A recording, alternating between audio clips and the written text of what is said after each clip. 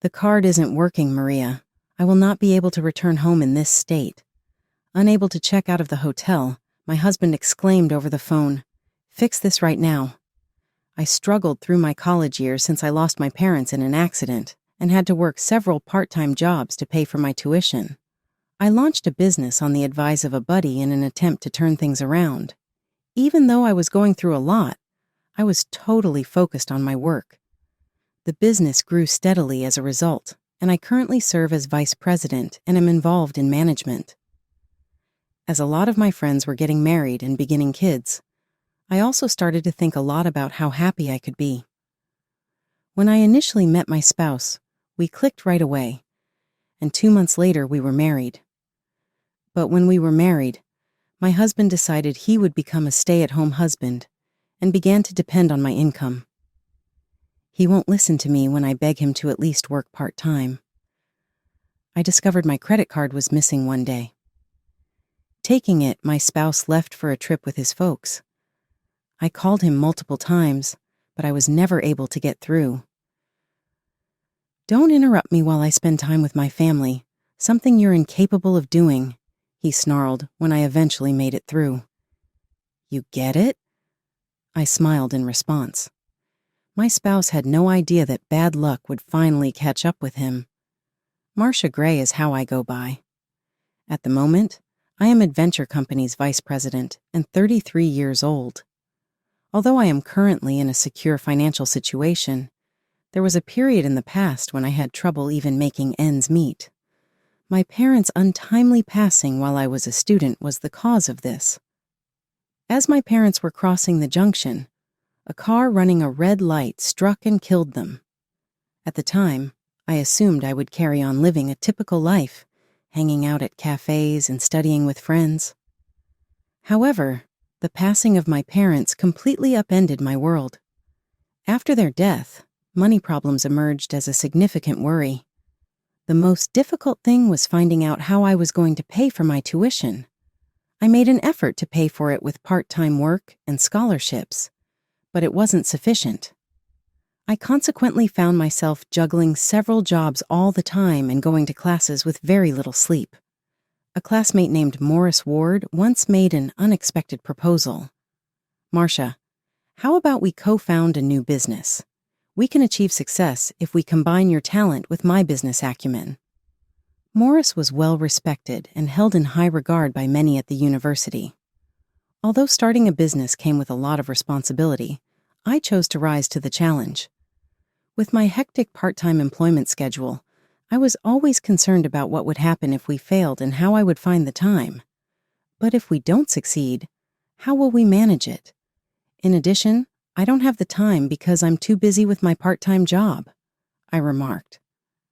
Morris gave me a kind grin, clearly understanding my worries. Then I noticed a resolute spark in his eyes. He reassured me, "Don't worry, we'll succeed."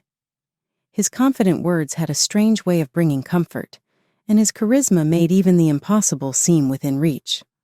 At that moment, I felt a strong need to break free from my current situation, so I agreed, and we founded a venture company while still in university.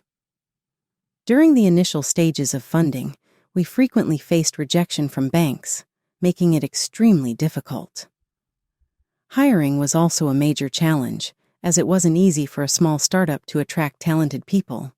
Even after placing job ads, few applicants came forward, and finding the right candidates was very tough. However, thanks to Morris's calm decision-making and precise advice, we gradually strengthened our team. As a result, the company steadily began to grow. Morris and I developed a deep trust in each other, overcoming many challenges together, and solidified our bond as key business partners. As time passed and I reached the age of 33, I suddenly realized that I had devoted almost all my time to work. I didn't regret the effort I put into paying for my education and supporting myself alone. I take pride in the company I built from the ground up. The business is thriving, and as a venture, it has achieved notable success. Over 10 years have passed, and both the number of employees and revenue have significantly increased. However, as close friends around me began getting married and starting families, I realized that my life revolved entirely around work. In a moment of self-reflection, I started questioning my current lifestyle. One day after a lunch meeting, I was talking with Morris and suddenly voiced those feelings. Morris, lately I've been seeing friends my age getting married, and it made me think. Morris was a bit surprised by the unexpected topic. "What's this all of a sudden?" he asked. "I've been focused solely on work since graduating from university, but I'm starting to wonder if that's really okay. Are you saying you want to get married?" Morris asked in return. After hearing my thoughts, Morris pondered for a moment before responding. "If you're not satisfied with how things are now, seeking change is one option I see. Life isn't just about work. That applies to marriage too. But if you want to enrich your life moving forward, I recommend taking that first step." Hearing those words gave me a chance to reflect on my life and reconsider my direction. I had never really thought deeply about anything outside of work before.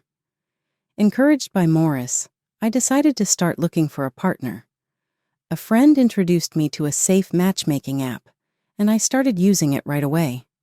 I scheduled dates after work, spending time at restaurants, bars, and movie theaters.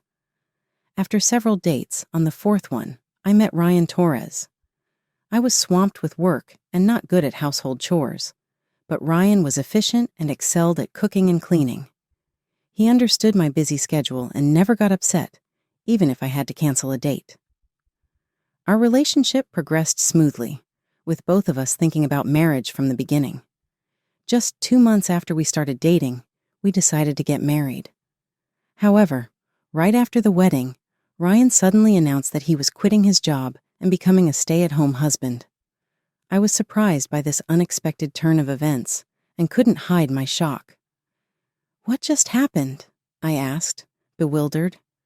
Ryan replied calmly, "From now on, I'll handle the household chores so you can focus on your work." "But why would you make such a decision without even discussing it with me?" I struggled to process this. Ryan nonchalantly explained, "You're earning an income, so there's no issue.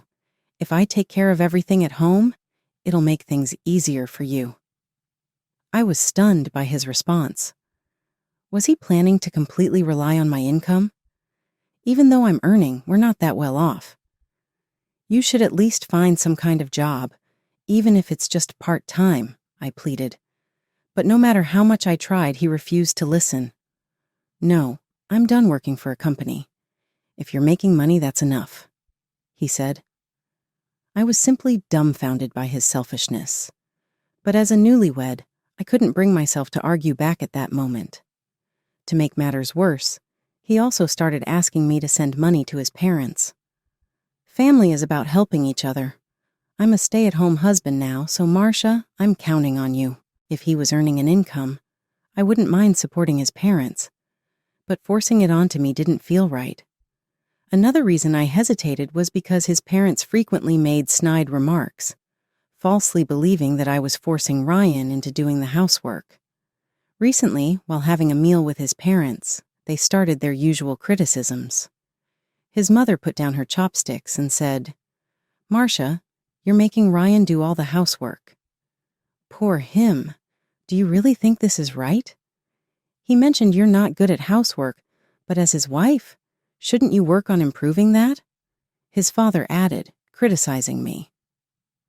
I didn't know how Ryan had explained things to them, but it was clear they saw me as the villain. That's not true. Ryan was the one who wanted to be a stay-at-home husband, I protested. But Ryan quietly whispered, "Calm down, just support me here and apologize. I'll clear up the misunderstanding later." Even though he whispered those words, I was frustrated that he didn't stand up for me at that moment. I kept asking him if he had cleared up the misunderstanding afterward, but he always brushed it off, saying, "I haven't had the chance to talk to them." I felt rejected by my in-laws and unsupported by my husband, leading me to despair over this marriage and start considering divorce. However, When I went to the hospital because of persistent stomach pain, I unexpectedly found out that I was pregnant. I felt a mix of surprise and joy and rushed home to share the news with my husband. "Ryan, I'm pregnant," I told him. "Really? That's great.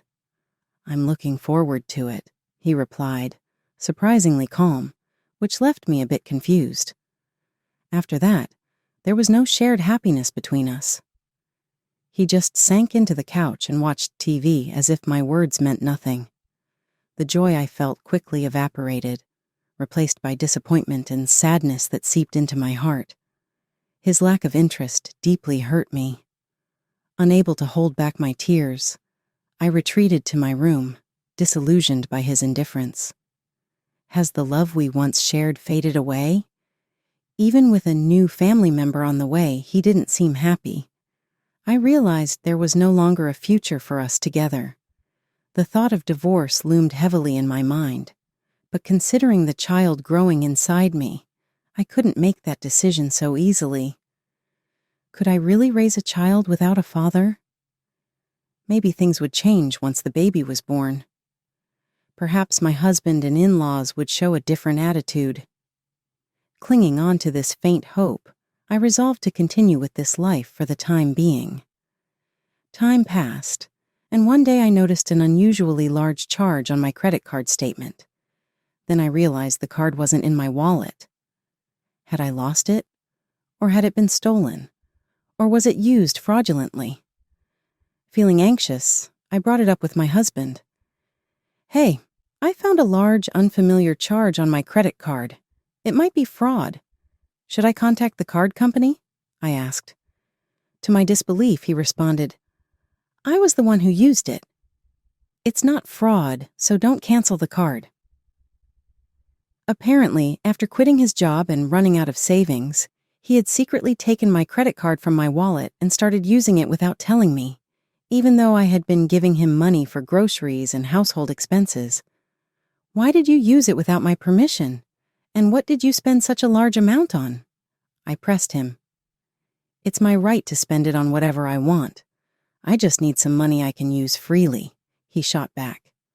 "Then get a job and buy things with your own money," I retorted. But this was a conversation we had repeated countless times. No matter how much I pleaded or got angry, my husband had no intention of working.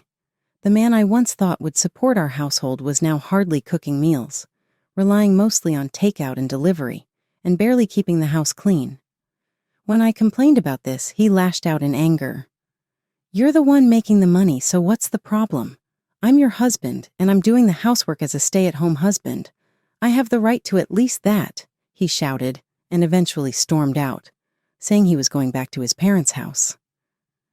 Anger and sadness filled me over his actions. Aren't families supposed to support each other? I'm pregnant now, but I'm starting to seriously doubt how much he really cares about our future as a family. My hard work has built the career and income we have now.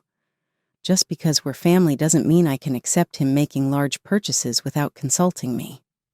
I took deep breaths repeatedly to hold back the tears and anger. That night, he suddenly returned home with his parents. The door burst open, startling me as I stood up. The moment his parents came in, they immediately began their harsh criticism. "It's because you've been forcing housework on Ryan that he's been neglecting his duties," they accused me. "As a woman, you should be doing the cooking, laundry, and cleaning. Don't use work as an excuse to slack off," they continued. My anger reached its peak.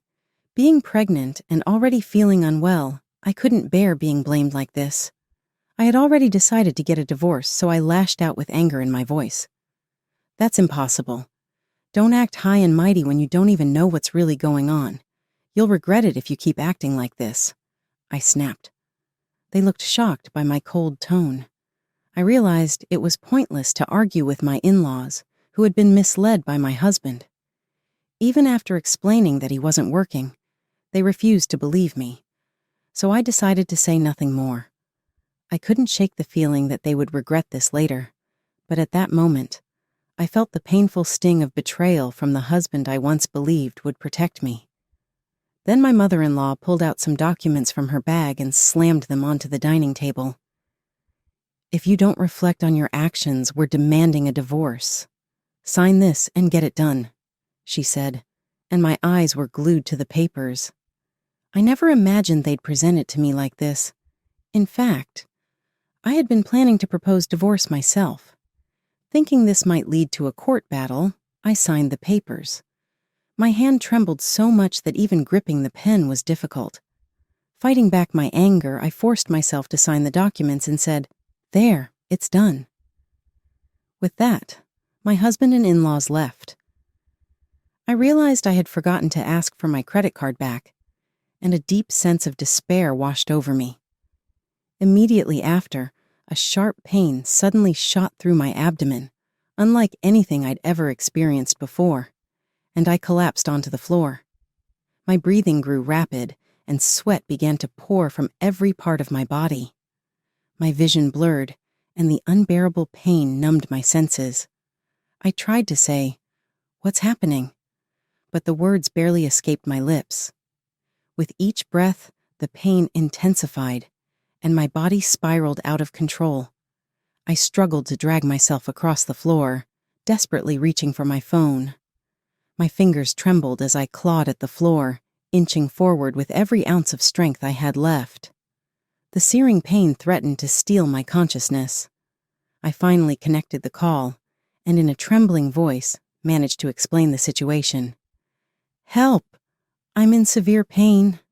I'm pregnant," I gasped, giving them my address before ending the call. The pain wouldn't let up, and my vision grew even hazier. I collapsed on the floor, waiting for the ambulance to arrive. "Please protect my baby," I prayed desperately. Even as I endured the agony, I kept telling myself I had to hold on for the sake of my child. I was rushed to the hospital, facing the sudden threat of premature labor. The doctor diagnosed my condition as caused by stress and overwork, and I was immediately admitted to the hospital. Overwhelmed by fear for my baby's safety, I must have passed out after arriving at the hospital, as a wave of relief hit me when I finally opened my eyes in the hospital room. The pain had subsided, and my body felt somewhat more relaxed. I suddenly became aware and checked my belly. I could still feel the presence of new life there. I took a deep breath, feeling comforted by the quiet surroundings and the soft light coming through the window. Gradually, my memories came back. I recalled the intense abdominal pain, the emergency ambulance ride, and the terrifying feeling of losing consciousness. Grateful that I was safe and still here, my thoughts turned to my husband. I needed to contact him. I grabbed my phone and dialed his number, but he didn't answer. I remembered giving the paramedics his contact information when I was transported, but I hadn't received any word from him. I tried calling several times, but still no response. Anxiety began to weigh heavily on me. On the fifth attempt, he finally answered, but his voice sounded strange, and the connection was poor. "What do you want at this hour?" he asked.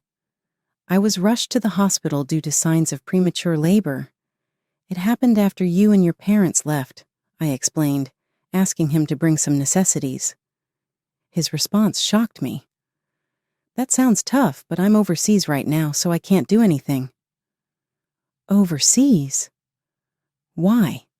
I asked, stunned. "I'm enjoying a vacation in Singapore.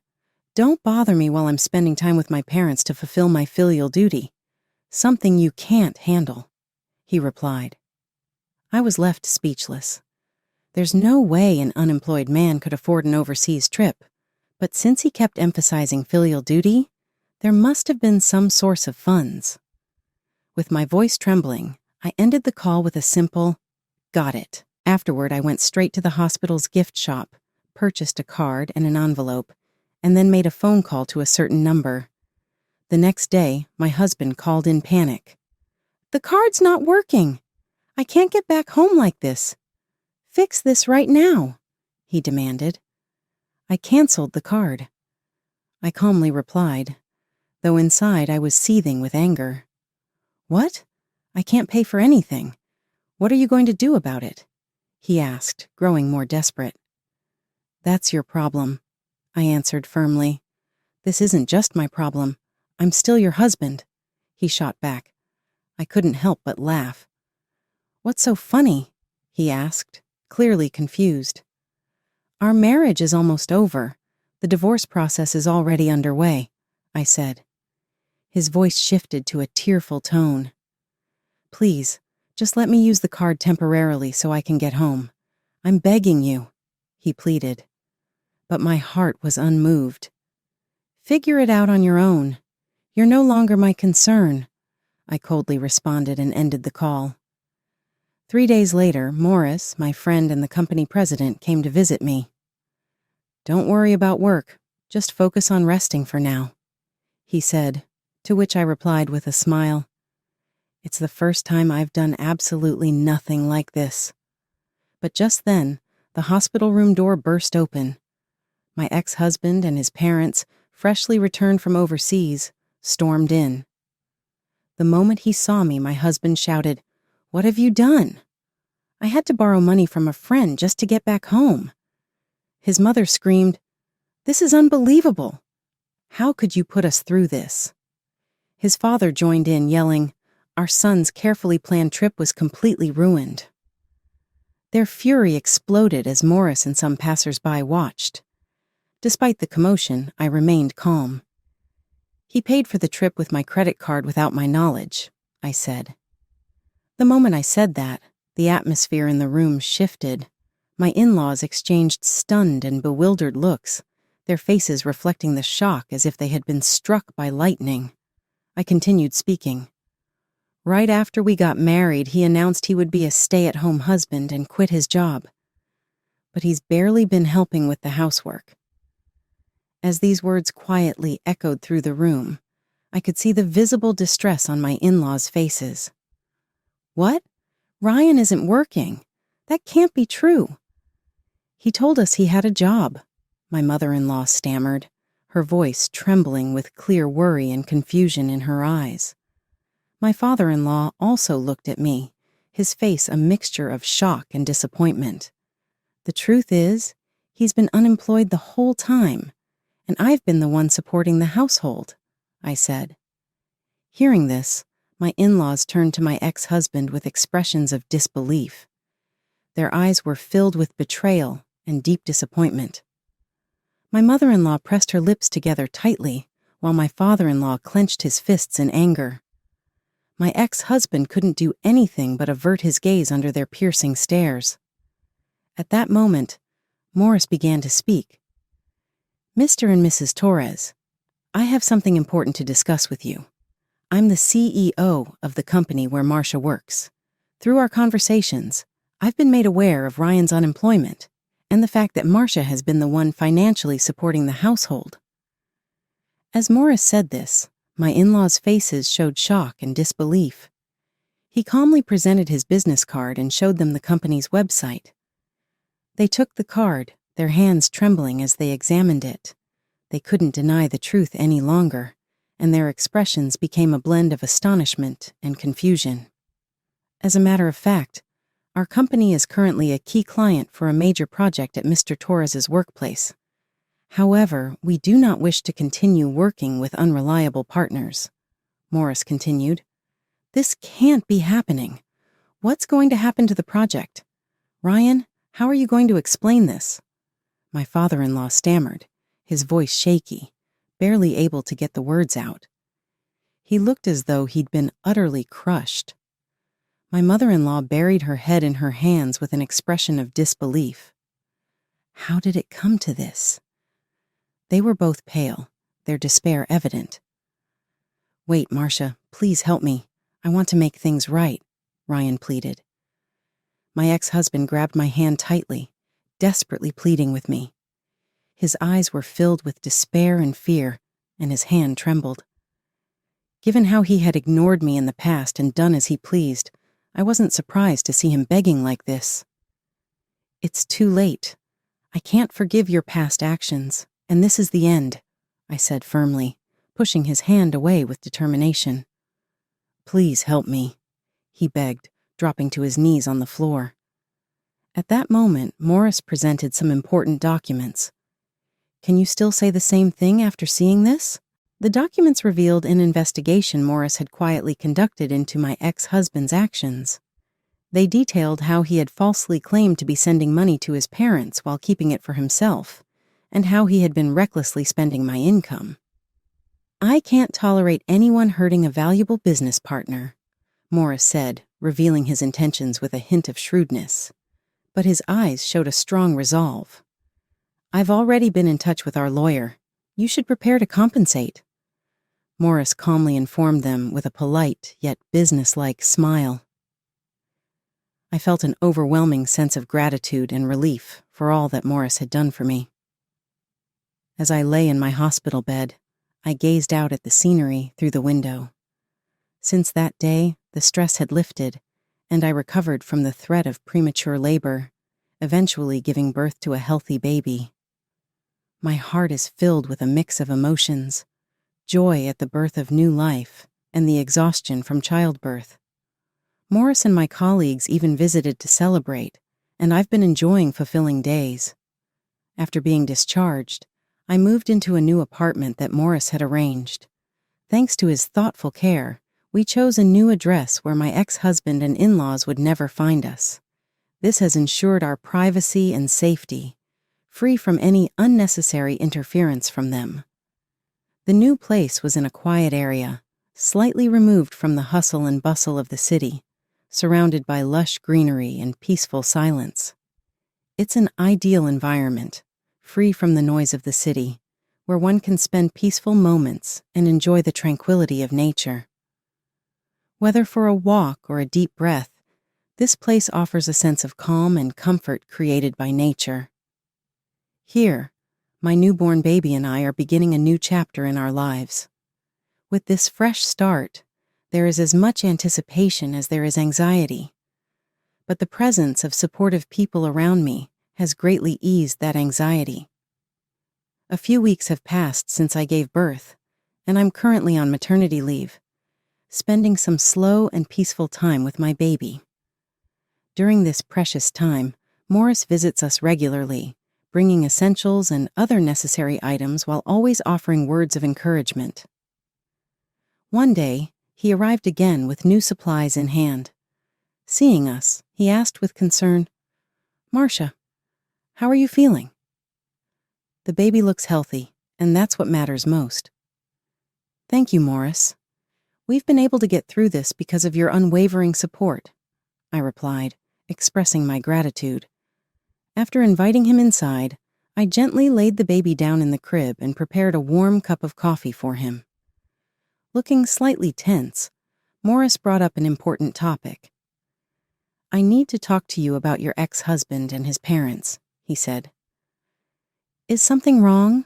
I asked. Morris then revealed that he had been keeping an eye on their situation to ensure our safety. They sold their house to pay the compensation and are now living in an old rundown apartment. Your former father-in-law lost his job, and all three of them are working around the clock," he reported. He placed some documents on the living room table. It turns out my ex-husband has been struggling with daily labor at an unfamiliar construction site. His laziness from his days of helping with housework persists, leading to frequent scolding during work. As a result, he's finding it very difficult to adapt to his current job. Meanwhile, my former mother-in-law works 2 jobs during the day as a cashier at a supermarket, and at night on a sandwich production line, tirelessly working without rest. She's suffering from back pain, but doesn't have the time or money to seek treatment due to her busy schedule. As for my former father-in-law, he's been searching for a new job, but his age and lack of relevant experience have been major obstacles. Unable to find his desired position, he's been forced to work as a cashier at a supermarket during the day and as a janitor at night. Listening to all this, a swirl of complicated emotions filled my heart. But more than anything, I felt that their current struggles were the consequences of their own choices. I briefly felt a pang of sympathy, but it quickly faded. Staying calm, I said, Well, that's the result of them betraying us. Morris nodded in agreement and said, "You're right. Now you're finally free. Let's focus on your happiness and the baby's well-being from here on." Morris's remark struck a chord with me, and I felt more strongly than ever that my child and I would be the center of my life going forward. I'm prepared to start over now that the struggles and suffering of the past are behind me. I then asked through my attorney that my ex-husband and in-laws reimburse me for the unapproved use of the money and pay the alimony. Even though they said they couldn't afford it, I was no longer skeptical. I stood up and confronted them for the future of myself and my child. "I won't be considering getting married in the future." I smiled and said, "I'll live a happy life with my child from now on." Morris answered, "You made the proper choice. You deserve all of the happiness that is coming your way since you are such a strong person." They encouraged me and said that we should now concentrate on my child's happiness and our future together. This self-assured new beginning is a major advancement for us.